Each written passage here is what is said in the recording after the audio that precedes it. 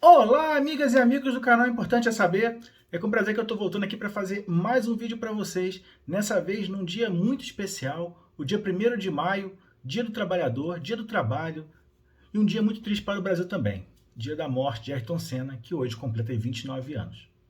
Mas, voltando ao Dia do Trabalhador, vamos deixar o Ayrton Senna para um outro vídeo, eu queria trazer alguns detalhes para vocês dessa data tão importante, tão emblemática para o Brasil e para o mundo de modo geral.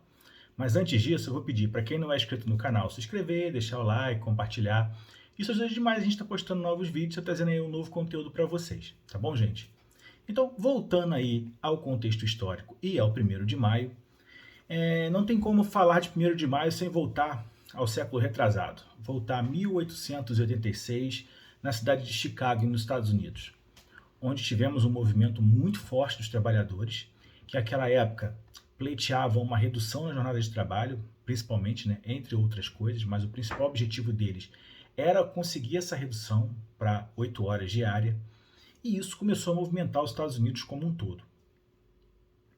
A manifestação ela começou pacífica, depois ela tornou-se violenta, estouraram uma bomba numa praça, havendo algumas mortes, algumas pessoas foram condenadas à forca por conta desse movimento, e a polícia também matou muitas pessoas em tiroteios posteriores, tentando aí reprimir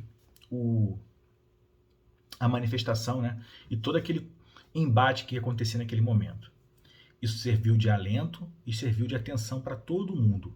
Os trabalhadores começavam a ganhar força, muitos deles influenciados por movimentos anarquistas, movimentos comunistas, que tentavam de alguma forma conseguir se fazer respeitar perante o trabalhador, já que naquela época era comum a gente observar jornadas de trabalho de 16 horas por dia, sem 13º, descanso semanal remunerado, nada disso, fundo de garantia, isso aí não existia.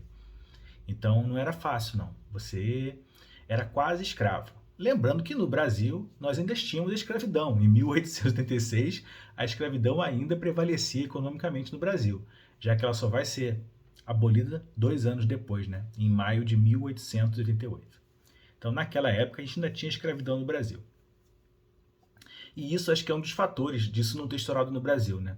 Se a gente ainda tinha escravidão, como é que a gente vai pleitear direitos trabalhistas? Não faz muito sentido, né? Já que muitas vezes eles nem consideravam os escravos como pessoas. Mas, voltando ao contexto histórico, né, esse movimento começa a influenciar vários locais, né, o mundo afora, isso torna uma proporção global, mesmo numa época que não se tinha globalização. E voltando ao Brasil, né, os primeiros movimentos só começam a ocorrer em 1890, óbvio, porque em 1890 a gente já tem a República, né, que foi proclamada no ano anterior. E a gente já tem ali a definição do novo arcabouço jurídico do Brasil. Tudo isso começa a nascer, os embriões, né? Os primeiros debates, as primeiras discussões, elas começam a acontecer efetivamente na República Brasileira, que só vem à tona em 1890. Então, no Brasil, esse é o primeiro marco, né? Mas voltando aí efetivamente à ação, há uma ação similar àquela que aconteceu nos Estados Unidos em 1886, no Brasil a gente vai ter em 1917, uma greve geral em São Paulo, que toma uma proporção muito grande. Antes de morrer de fome, vamos morrer combatendo! Greve! Greve! Greve! Greve! Greve! As péssimas condições de vida dos trabalhadores chegam ao limite. O movimento operário ganha força no país. Você tem a explosão disso em 17 e vai até 19. É um período forte, onde a classe operária vai para a rua defendendo o direito de ter direitos. O movimento se espalha pelo estado e pelo país. Os portuários da Companhia Docas de Santos, de Guilherme Guinle, também interrompem o trabalho. Senhores, por favor, senhores, por favor.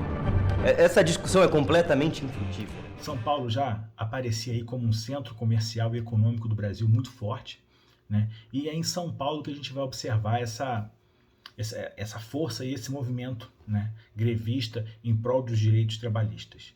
Então São Paulo é o embrião no Brasil dessa questão trabalhista. E isso vai se protelar no tempo. Então o presidente Arthur Bernardes declara o Dia do Trabalho no Brasil. Uma data declarada em 1924, mas que vem à tona muito forte no governo Vargas. Getúlio Vargas é um político tido como trabalhista, né? Que sempre procurou ter a classe trabalhadora ao seu lado, e muitas vezes, muitos dos discursos que ele fazia à época em São Januário, já que o Maracanã não existia, e o Rio de Janeiro ele era a capital da República, ele sempre trazia questões voltadas para os trabalhadores, direitos trabalhistas, a CLT e muitas outras coisas. E sempre ele deixava o aumento do salário mínimo para o mês de maio.